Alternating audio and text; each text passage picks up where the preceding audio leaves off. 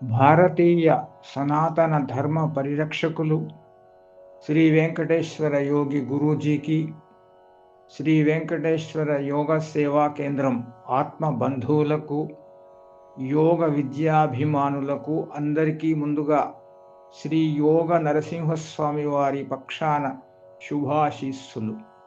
శ్రీ వెంకటేశ్వర యోగి గురూజీ అధ్యక్షతలో శ్రీ వెంకటేశ్వర యోగ సేవా కేంద్రం విజయవాడ శాఖలు 1000 శిబిరాలు విజయవంతంగా నిర్వహించడం అనేది ఒక చారిత్రకమైన అద్భుతమైన సంఘటన.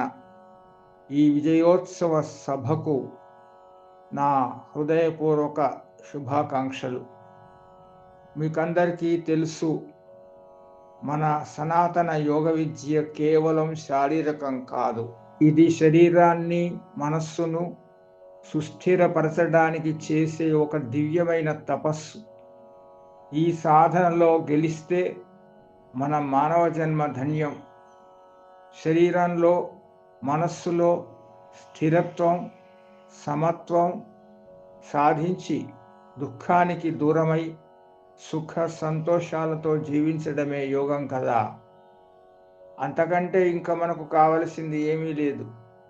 ఈ విధమైన యోగ సేవలో శ్రీ వెంకటేశ్వర యోగ సేవా కేంద్రం దినదిన ప్రవర్ధమానమై అంతర్జాతీయ స్థాయికి ఎదగాలని కోరుకుంటున్నాను.